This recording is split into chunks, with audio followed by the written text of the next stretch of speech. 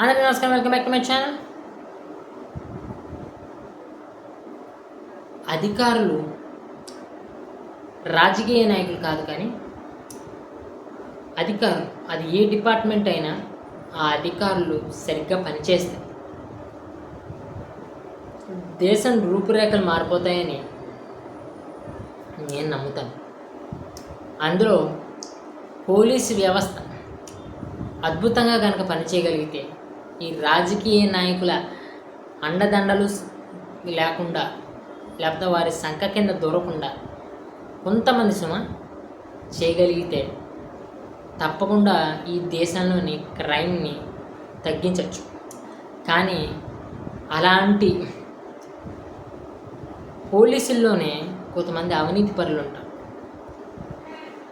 Like traffic దగ్గర problem create చేయడం, లేకపోతే మనకు రూల్స్ చెప్తారు కానీ వాళ్ళు రూల్స్ పాటించకపోవడం, ఏమన్నా యాక్సిడెంట్స్ పోలీసుల వల్ల ఎదుటి వ్యక్తికి జరిగితే ఈ పోలీసే కమాండ్ అండ్ డిమాండ్ చేసి బెదిరించి తినే హయ్యర్ హ్యాండ్ ఉంచుకొని తినే డబ్బులు తెచ్చుకుని చేసేవాళ్ళు కూడా ఉన్నారు.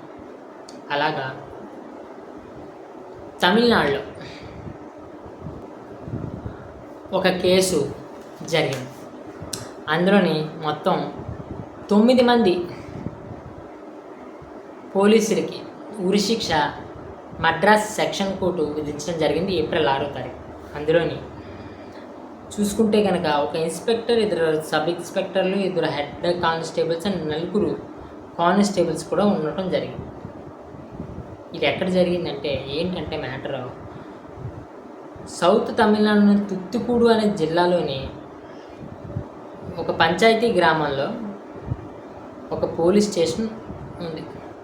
అయితే అక్కడ 62 ఏళ్ల జయరాజు గారు అని ఆయన ఒక కిరాణా షాప్ని రన్ చేసుకుంటున్నారు. ఇది ఎప్పుడు జరిగింది? కోవిడ్ టైంలో జరిగింది, సుమారు 2020లో జరిగింది. అయితేనే అప్పుడు రూల్స్ ప్రకారం 9 గంటలకి క్లోజ్ చేయాల్సి ఉంటుంది. అయితేనే చాలామంది విశ్లేషకులు చెప్తుంది ఏమిటి, 9 గంటలకి క్లోజ్ చేయలేదు, దాన్ని కంటిన్యూ చేశాడు అంటున్నారు. కానీ ఈ సంఘటన 7:30కి జరిగింది. ఏమిటంటే ఆ ఏరియాలలో పోలీసులు పెట్రోలింగ్ చేస్తుంటే ఈ జయరాజ్ అనేవాడు కామెంట్ చేశాడు ఏమంటే, ఇంత హడావుడి అవసరమా అని. దానికి గాను ఈ పోలీసులు ఆ జయరాజు గారిని తీసుకెళ్ళి పోలీస్ స్టేషన్లో పెట్టారు.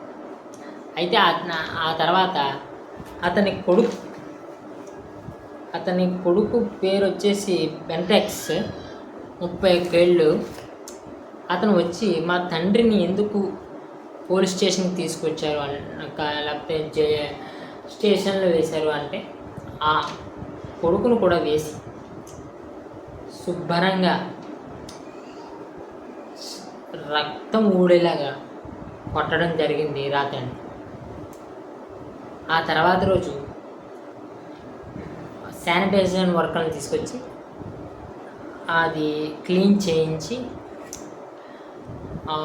ఈ జయరాజు గారి కుటుంబం ఏదైతే ఉందో ఆ కుటుంబాన్ని ఫోన్ చేసి కొత్త బట్టలు తీసుకురండి అని చెప్పి వారికి ఆ ఇంకొక బట్టలు తగిలించి మరి అరెస్ట్ చేసిన వారిని మెజిస్ట్రేట్ ముందు ప్రొడ్యూస్ చేయాలి. కాబట్టి మెజిస్ట్రేట్ కోర్టులో అప్పుడు మెజిస్ట్రేట్ కోర్టులు సెలవుల్లో ఉండేవి కాబట్టి మెజిస్ట్రేట్ ఇంటికి తీసుకెళ్ళగానే ఆ మెజిస్ట్రేట్ చాలా ఒక కోపం అందామా లేకపోతే ఒక బాధ్యతారాహిత్యం అందామా, అతను ఆ ఇంటి ఫస్ట్ ఫ్లోర్ నుంచే వీళ్ళిద్దరిని సబ్ జైల్లోనే వేసేయండి అని చెప్పాడు. వీళ్ళిద్దరిని సబ్ జైల్లో వేసేసేగా వీళ్ళ పరిస్థితి విషమించి అక్కడి గవర్నమెంట్ హాస్పిటల్లో జాయిన్ చేయగా 23వ తారీఖు జయరాజు గారు మరణించగా ఆ తర్వాత రోజు కొడుకు కూడా చనిపోవడం జరిగింది. ఇక్కడ తప్పకుండానే ఈ మెజిస్ట్రేట్ని మనం బాధ్యతగా తీసుకోవాలి. ఈ మెజిస్ట్రేట్ని ఎందుకు బాధ్యతగా తీయలేదు అనేది నాకు డౌట్గా. తర్వాత ఇది న్యూస్ పేపర్స్ మీద రావడంతో మద్రాస్ సెక్షన్ కోర్టు దీని మీద సీరియస్ అయ్యి ఒక మెజిస్ట్రేట్ని పంపి దీని మీద ఒక రిపోర్ట్ తీసుకురావాల్సిందిగా కోరుతున్నామని సుమోటోగా కేసు తీసుకుంటే ఈ మెజిస్ట్రేట్ అక్కడికి వెళ్ళగా బెదిరింపు ధోరణితో చేశారనేది వార్త. అదే ఆయన రిపోర్ట్లో రాసుకుని వచ్చి ఇక్కడ మద్రాస్ సెక్షన్ కోర్టులో ఇవ్వగా దీన్ని ఎలాగైతే కుదరదు, సిబిఐ కోర్టులోనే ప్రొడ్యూస్ చేయాల్సి ఉంటుందని సిబిఐ కోర్టుకి కన్వర్ట్ చేయడం జరిగింది.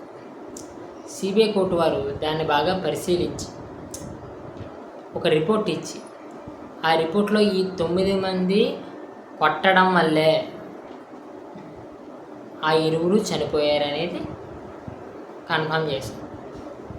అందులో ఒక పోలీస్కి ఈ జయరాజు గారికి ఒక వ్యక్తిగత కోపాలు ఉన్నాయనేది కూడా వినపడతా ఉంది. అయితేనే ఇది ఛేదించడానికి అక్కడ పోలీసులు ఎవరు సహకరించకపోయినప్పుడు రేవతి గారు అనే ఒక హెడ్ కానిస్టేబుల్ అక్కడ పనిచేస్తున్న లేడీ కానిస్టేబుల్ గారు వాంగ్మూలం ఇవ్వడంతో రాత్రి ఏం జరిగిందనే దాని మీద ఆవిడ ఇచ్చిన వాంగ్మూలంతో ఈ కేసు ఒక కొలిక్కు వచ్చి ఈ 9 మందికి